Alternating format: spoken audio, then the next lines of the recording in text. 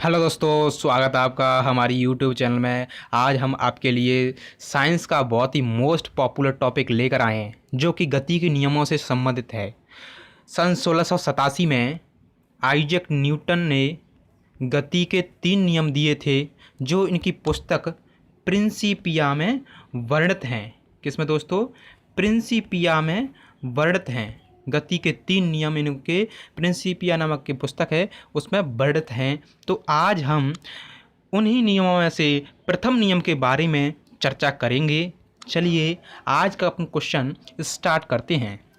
Newton की गति का प्रथम नियम किसे कहते हैं? उदाहरण सहित समझाइए। तो चलिए दोस्तों, इसकी हेडिंग है न्यूटन की गति का प्रथम नियम।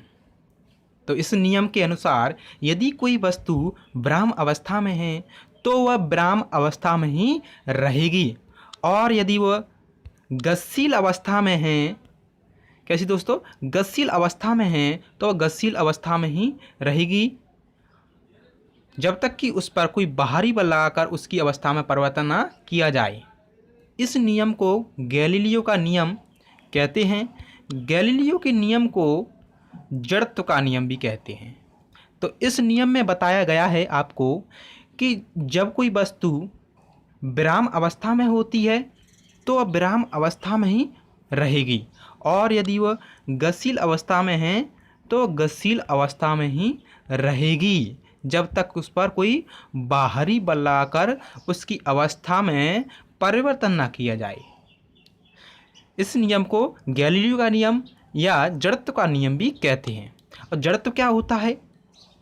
जड़त्व किसी वस्तु का वह गुण होता है जो उसकी विराम अवस्था या गति की अवस्था में परिवर्तन का विरोध करता है। चलिए इसके कुछ महत्वपूर्ण उदाहरण देखते हैं। तो आपके सामने पहला उदाहरण है, चलती हुई कार या गाड़ी के अचानक रुकने पर उसमें बैठा जो यात्री है वो आगे की ओर झुक जाता है। अक्सर आपने अनुभव किया है कि जब तुम किसी कार या बस या कोई गाड़ी है उसमें सफ़र कर रहे होते हो तो जैसे ही कार या बस या कोई गाड़ी गतिशील अवस्था से तुरंत रुकती है तो तुम आगे की ओर झुक जाते हो। ये तो आपने अनुभव किया होगा, मगर आपने यह नहीं सोचा होगा कि क्यों झुक जाते हैं। तो इसका कारण यह है कि जब कोई कार या गाड़ी गतिशील अवस्था में होती है तो तुम्हारा जो निचला हिस्सा है वो गाड़ी के संपर्क में होने के कारण तुरंत ही विराम अवस्था में आ जाता है और ऊपर का हिस्सा गति में रहने की कोशिश करता है। इसी के कारण तुम आगे की ओर झुक जाते हो।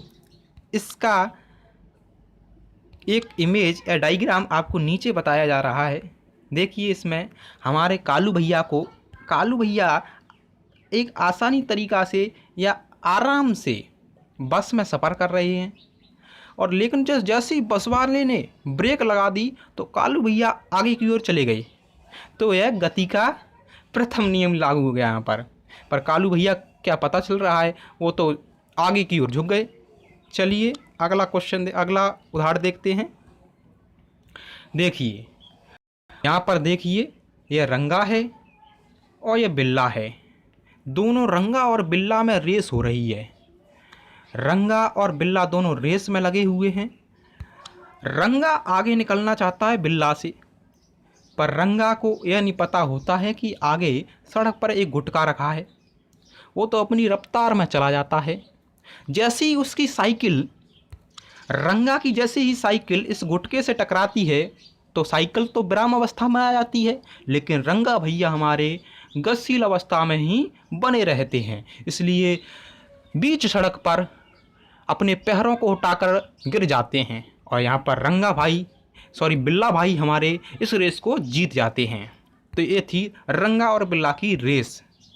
चलिए अगला उदाहरण देखते हैं। देखिए, ठहरी हुई गाड़ी या बस अचानक चल पड़ने पर उसमें बैठा यात्री पीछे की ओर झुक जाता है।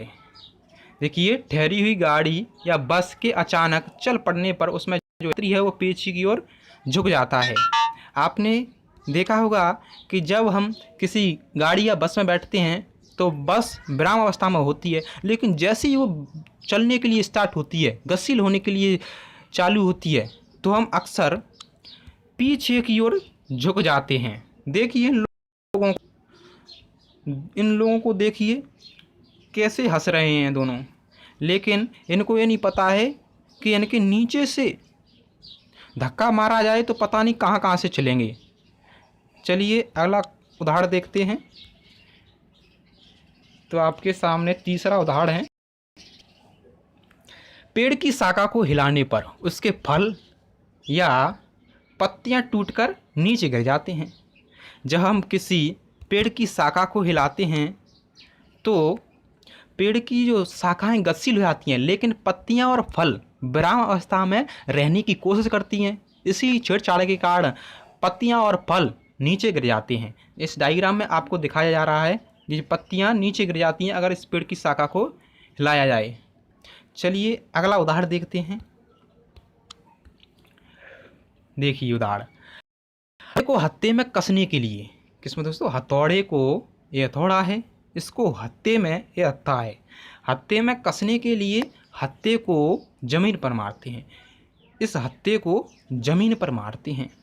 ऐसा करते समय हथौड़े का जो हत्था है और हथौड़ा को ज़मीन पर मारने से पहले ये दोनों गति अवस्था में आते हैं, लेकिन जैसे ही जो हथौड़ा है वो ज़मीन से टकराकर विराम अवस्था में आ जाता है, लेकिन हथौड़े का जो हत्था है, जो हथौड़ा है, वो गति में रहने की कोशिश करता है, इसलिए हथौड़ा हत्थे में कस जाता है। देखिए दोस्तों, जब हथौड़े के जो हत्थे को और हथौड़े को ज़मीन पर पटकते हैं तो दोनों गतिशील हो जाते हैं, लेकिन हथौड़े का जो हत्था है वो ज़मीन से टकराकर तुरंत ही विराम अवस्था में आ जाता है, लेकिन जो हथौड़ा है वो गतिशील अवस्था में ही रहता है, जिसके कारण वह हथौड़े के हत्थे में कस जाता है। चलिए अगला उदाहरण देखते हैं। देखिए कंबल वाला है।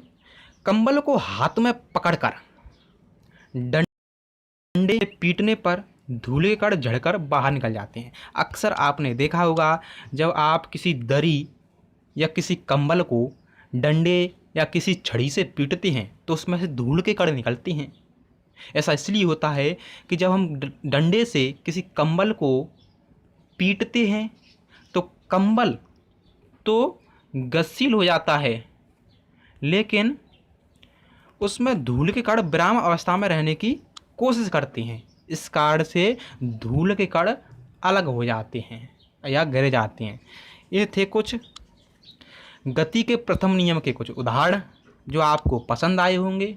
अगर यह आपको पसंद आए होंगे तो इस वीडियो को लाइक करें और ऐसे ही इंटरेस्टिंग वीडियो देखने के लिए हमारे चैनल को सब्सक्राइब करें और इस वीडियो को ज़्यादा से ज़्यादा शेयर करें। जी हाँ दोस्तों, इंटरेस्टिंग वीडियो लाते रहते हैं। चलिए मिलते हैं एक नए वीडियो में। Thank you.